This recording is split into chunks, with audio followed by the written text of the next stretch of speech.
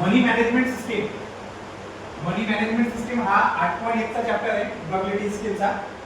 Actual मनी मॅनेजमेंटचा जी system आहे तो ITS झाल्यानंतर जेव्हा आपण अप्रेंटिसशिपला जातो किंवा आपण जॉबला जातो, जॉबला गेल्यानंतर किंवा अप्रेंटिसशिपला गेल्यानंतर जे स्टायपेंड म्हणून, आता अप्रेंटिसशिपला गेलो तर आपल्याला पैसे भेटतात, ते भेटतात स्टायपेंड म्हणून, स्टायपेंड. आणि ITS झाल्यानंतर अप्रेंटिसशिप झाल्यानंतर जेव्हा आपण नोकरी करतो, जॉब करतो, त्याच्यानंतर जे पैसे भेटतात त्याला आपण म्हणतो सॅलरी. आपली सॅलरी आपण म्हणतो ना, आपली पगार झाली का, पगार आली का, पगार कधी होणार आहे, पगार होते का नाही, हे सगळ्या गोष्टी कधी आहे सॅलरी मध्ये येतात. सॅलरी मध्ये, सॅलरी म्हणजे काय, पगार. आणि पगार कधी भेटतो जेव्हा आपण जॉब करतो, कुठेतरी नोकरी करतो. ठीक आहे. दुसरा विषय आहे तो आहे स्टायपेंड. स्टायपेंड म्हणजे काय, मानधन. मानधन कधी भेटतो जेव्हा आपण कोणत्या तरी ठिकाणी काहीतरी काम करून झालो, त्या कामच्या मोबदले आपल्याला काहीतरी पैसे भेटतात जे फक्त एक मानधनच्या स्वरूपात असतात, त्याला म्हटलं जाते स्टायपेंड. तर दोन ठिकाणी आपल्याला पैसे भेटते. ITI कंप्लीट झाल्यानंतर अप्रेंटिसशिपला गेलो तर स्टायपेंड भेटते, आणि स्टायपेंड भेटल्यानंतर अप्रेंटिसशिप कंप्लीट झाल्यानंतर जर आपण नोकरी करून झालो तर आपल्याला काय भेटते, सॅलरी भेटते. बरोबर आहे. आता ह्या दोन्ही गोष्टी म्हणजे इथेही तुम्हाला पैसे भेटायला लागले, इथेही तुम्हाला पैसे भेटायला लागले, अशा कंडिशन मध्ये पैशाला मॅनेज करणे खूप महत्त्वाचं आहे. मॅनेज करून ठेवणे म्हणजे कसं, पैसा तर भरपूर लोकांकडे येतो, पण त्याला थांबून ठेवणे, त्याचा व्यवस्थित खर्च करणे, त्याला मॅनेजमेंट करणे हा एक महत्त्वाचा विषय आहे. याच सब्जेक्टला म्हटलं गेलेलं आहे मनी मॅनेजमेंट सिस्टीम. म्हणजे पैशाला कशा प्रकारे ठेवता येते, त्याचा सिस्टीम कसा आहे, पैसे कसं खर्च करायचे. मॅक्सिमम लोक तुम्ही पाहिले असेल, आपण बोलतो, मीच बोलतो, माझ्या पण आजोबापाशी म्हणजे आजोबाच्या आजोबापाशी 100 एकर शेती होती, मग माझ्या आजोबापाशी 50 एकर राहिली, मग माझ्या वडिलांपाशी 25 एकर राहिली. आता तुमचे मुलं म्हणतील माझ्या बापापाशी 25 एकर होती पण माझ्या बापाला 10 एकर ठेवली.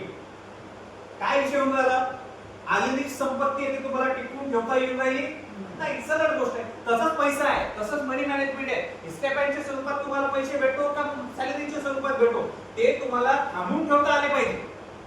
कसे त्याला मॅनेज करता आले पाहिजे, त्याच्या जागेवर त्याला मॅनेज करता आले पाहिजे. असं नाही का पैसे आले मी रुपये खर्च करणार नाही, असा कधीच होणार नाही. पैसे आले तर खर्च तर होणार आहे, पण कोणत्या गोष्टीवर खर्च झाला पाहिजे, पैसा कसा सिस्टीम मध्ये आला पाहिजे, कसा मॅनेज झाला पाहिजे, यालाच म्हटलेलं आहे मनी मॅनेजमेंट सिस्टीम. हाच आपला पहिला टॉपिक आहे 8.1 चा. याच्यामध्ये सर्वात पहिली गोष्ट आहे ते आहे नीड म्हणजे गरज. गरज कशाला म्हणतात, जे बेसिक तुमची गरज असते. पैसा कुठं खर्च होतो, तीन गोष्टीवर पैसा खर्च करते माणूस.